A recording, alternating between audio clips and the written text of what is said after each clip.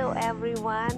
Ngayon, samahan nyo kami sa aming munting adventure dito sa Seaside, Pasay.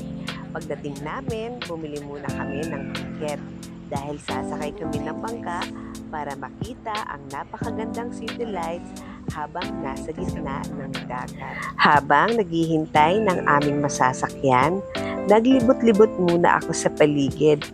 Maliit lang ang lugar pero maaliwalas at nakaka-relax naman. Yun nga lang, meron amoy. Ewan ko ba bakit may ganong di kaaya-ayang amoy. Kaya nagtakip na lang ako ng ilong. Pero may part lang naman na merong amoy. Pero nung nasa bangka na kami, wala naman na. At yun nga po, nag-ikot-ikot ako kung ano ang makikita ko habang naghihintay na makakasama sana namin sa bangka. Pero maya-maya lang, dumating na ang unang batch. At kami naman ang sasakay sa bangka. Please watch till the end. Sasakay kami sa bangka. Tapos may nakita ako dito. Ile, may talbos ng kamote, may tanglad. Let's go! At may dahon ng ampalayang ligaw.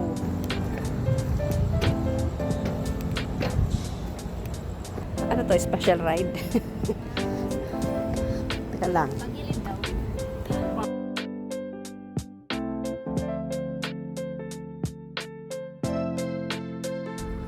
Dito na po kami sa bangka.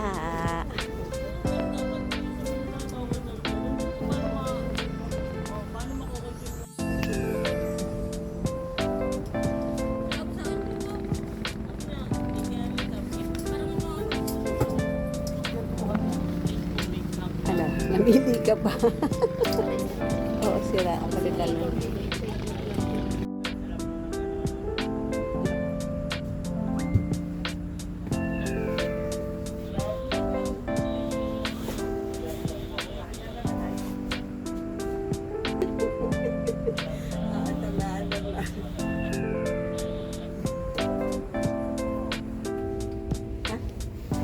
Dito ako.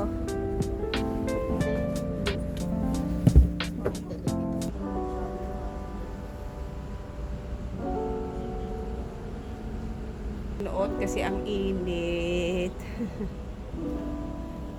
Ayan. Pagdating ng bangka, nagsimula na ang pinakahihintay naming biyahe. Habang unti-unti kaming lumalayo sa pampang, mas lalong gumaganda ang tanawin ng mga ilaw sa paligid. Ramdam mo ang preskong hangin at ang katahimikan ng dagat sa gabi. Isa sa mga pinakahanga-hangang tanawin ay ang napakagandang Okada, Manila. Mula sa dagat, kitang-kita ang makukulay nitong ilaw na nagliliwanag sa gabi.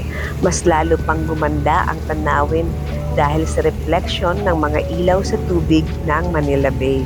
Talagang nakaka-relax at nakakatuwang pagmasdan ang city lights habang dahan-dahang umaandar ang bangka.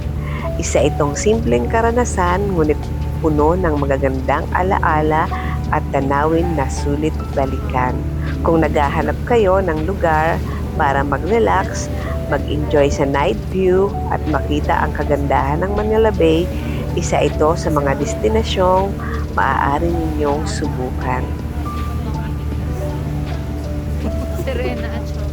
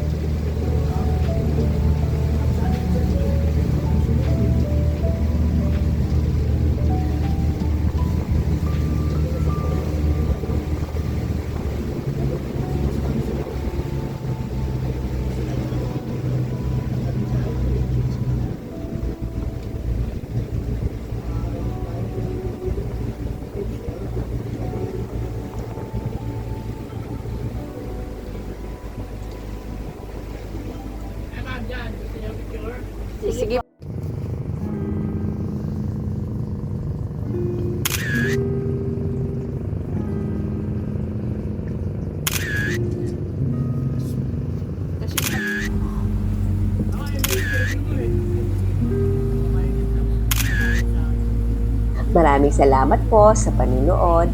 Kung nagustuhan ninyo ang vlog na ito, huwag kalimutang i-like, i-share at mag-subscribe sa aking channel para sa iba pang mga adventure. Hanggang sa susunod na vlog. Ano pang hinihintay ninyo? Tara na at maranasan din ang ganda ng city lights ng Manila Bay at ang nakakamanghang tanawin ng Okada, Manila mula sa dagat.